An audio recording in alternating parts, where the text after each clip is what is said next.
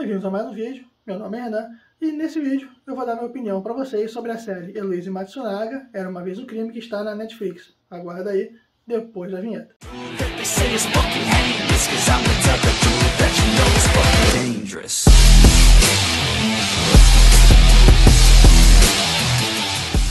É uma série produzida para Netflix nos moldes daquelas que vocês veem, por exemplo, no NetGeo, History Channel, Discovery Channel, a respeito de crimes.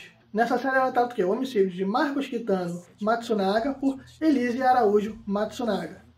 Essa série ela passa basicamente dois pontos, que é o ponto de vista da Elisa e o ponto de vista da acusação, da promotoria. Uma coisa que a gente percebe tranquilamente nessa série é a dramatização que ocorre do lado da Elise Matsunaga. Toda uma dramatização, aborda todo o sentimento dela, e parte da promotoria a gente costuma observar muito mais as provas objetivas a respeito do que aconteceu no caso. Antes que você tome a sua decisão, caso você tenha tomado a sua decisão, quem está certo, quem está errado nessa história, o que eu recomendo para você? Veja a série do Netflix. Veja e tire suas próprias conclusões. Eu vou mostrar para vocês agora as minhas conclusões com base nos fatos que a série mostra. O que nós temos de concreto nesse crime que é irrefutável? Primeiro, a vítima foi morta com disparo de arma de fogo. Segundo, ela foi desmembrada. Terceiro, ela foi colocada em sacos plásticos, esses sacos plásticos dentro de malas, e essas malas foram descartadas, esses pedaços foram descartados em vários locais. Isso é de concreto. Para a gente começar essa análise, eu vou citar primeiro trechos da reprodução simulada, que é oficial, está na mídia, vocês conseguem ver em vários locais. Eu vou citar alguns trechos aqui e vou explicar eles aos poucos. Vamos falar primeiro do disparo. De acordo com a reprodução simulada realizada com a Elise Matsunaga, ela afirma que o disparo foi feito ali mais ou menos ali 1,94 m entre ela e o Marcos, ou seja, a uma distância considerável. De acordo com o laudo ML, o que isso aponta pra gente? Aponta que Marcos estava abaixado no momento do disparo. E mais, aponta também que o disparo foi feito a queima-roupa, digamos assim. O que isso diz pra gente? A princípio, Elise Matsunaga teria mentido em relação à distância do disparo. Por que isso? Quando uma arma ela efetua um disparo, esse disparo ele produz um tiro, o que isso traz pra gente? Traz efeitos primários e efeitos secundários. O efeito primário tem a ver diretamente com o efeito que o projétil realiza. Os efeitos secundários seriam chamuscamento, que a gente chama de zona de tatuagem, zona de esfumaçamento. E esses efeitos eles estavam presentes no corpo de Marcos Matsunaga. Ou seja, esse disparo foi menor do que 1,90 m. Se não me engano, na série, ele teria ocorrido em torno ali de 40 a 50 centímetros, de acordo com o que eles mostraram na série. Em relação, pessoal, ao ângulo do disparo, ele teria ocorrido meio que de cima para baixo, mais ou menos aqui, e saído no maxilar. Muita gente disse que ele poderia estar ajoelhado, teria sido como se fosse uma execução, mas isso é bem relativo para se dizer, porque no momento do disparo, pessoal, várias coisas podem ocorrer. Eu vou dar um exemplo simples. Uma pessoa efetua o disparo e a outra pessoa faz isso aqui, para se defender. Então, ao fazer isso aqui, não sei nem se está pegando aqui, ao fazer isso aqui, o disparo pode ter corrido aqui e saído aqui embaixo. A trajetória do disparo ela pode variar muito de acordo com o atirador, mas o trajeto que o projétil percorre no corpo ela vai variar muito de acordo com a reação da vítima. Bem, como eu falei para vocês, o corpo foi devidamente esquartejado. Então, como isso procedeu? Quais são os sinais que o ML identificou para detectar que o corpo ainda estava vivo durante o momento do esquartejamento? São dois sinais, que são os sinais de corte. Quando você corta um tecido vivo, ele exibe um sinal. Quando você corta um tecido morto, ele exibe também outros sinais. Eu não posso colocar aqui, senão o YouTube vai derrubar meu vídeo. Qual outro sinal, também claro, para que o ML identifique esse tipo de vida? Existiam sinais de sangue dentro dos pulmões da vítima, ou seja, o que isso indica para a gente? Durante o esquartejamento, a vítima ainda estava respirando. Não sei dizer para vocês, obviamente, o quanto de sangue tinha, porque eu não vi o laudo do ML, porém, essa respiração pode ser aquela respiração em espasmos ou pode ser uma respiração normal. Então, mas tudo indica que essa pessoa estava respirando. E isso, pessoal, de certa forma é até um ponto passivo por parte da defesa. Por quê? A própria defesa, ela não negou, se não me engano na série, ela não negou a dúvida se ele estava vivo ou não. O que ela tentou alegar durante a série? Ela tentou alegar a consciência da vítima, se a vítima estava consciente ou não durante o esquartejamento. E com isso, ela conseguiu derrubar uma tese da promotoria que era sobre crueldade, se ela teria agido com requinte de crueldade. Eu não saberia precisar para vocês se devido a esse reflexo de respiração, se ela efetuar, por exemplo, os cortes no pescoço, se ele apresentaria algum tipo de engasgo, se algum tipo de tosse.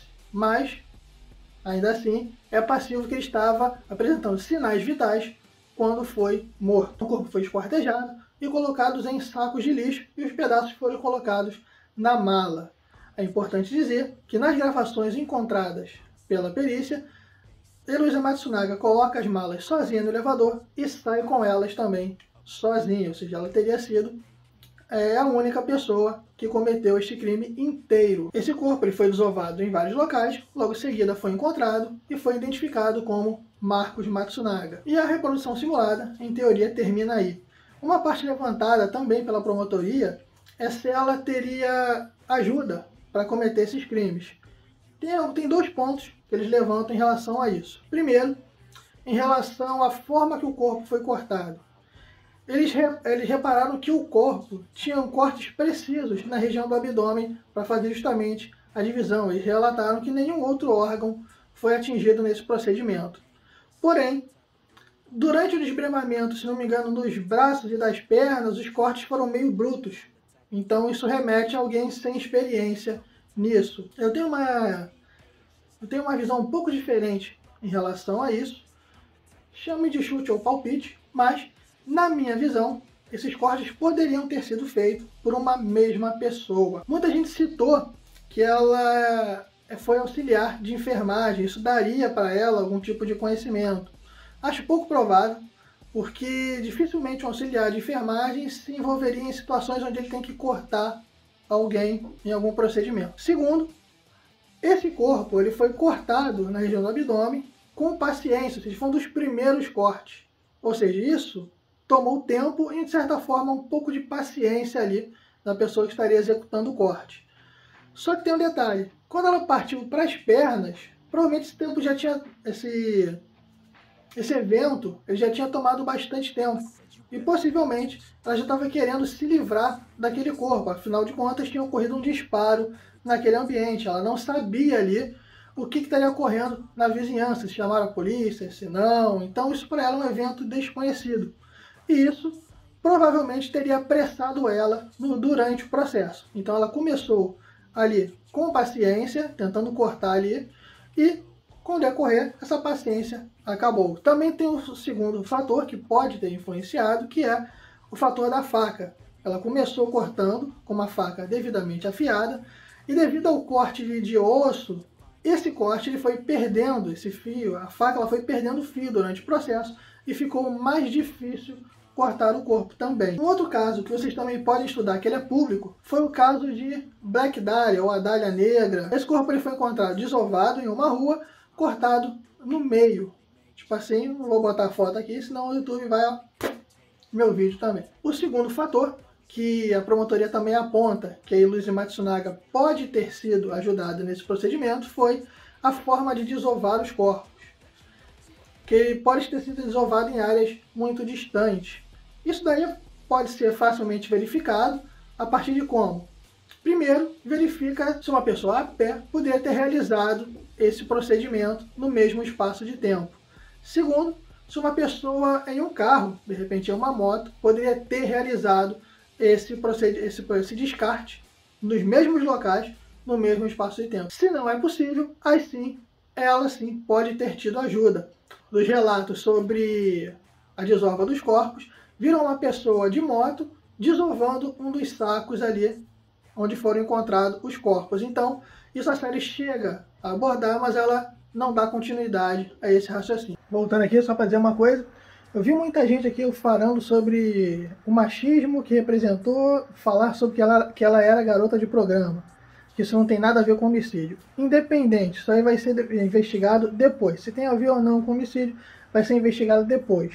Porém, todas as informações, tanto por parte do réu quanto por parte da vítima, têm que ser investigadas. Todas elas, sem tirar nada. Se faz parte do passado da vítima ou do réu, tem que ser levado a conhecimento da investigação. Uma das partes questionadas a respeito desse caso foi que apontaram se esse crime foi planejado ou não.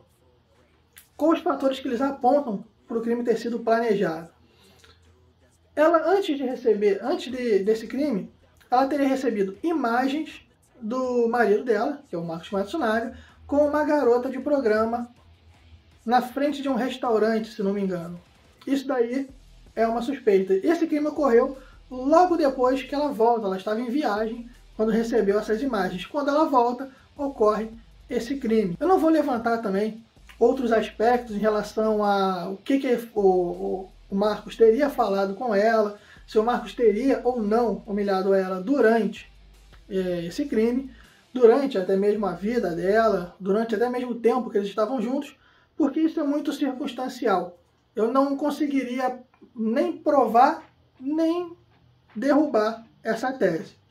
Por quê? Porque não existem provas sobre isso, não existem gravações, não existem testemunhos, não existe nada que diga isso. Somente o relato da própria Elise.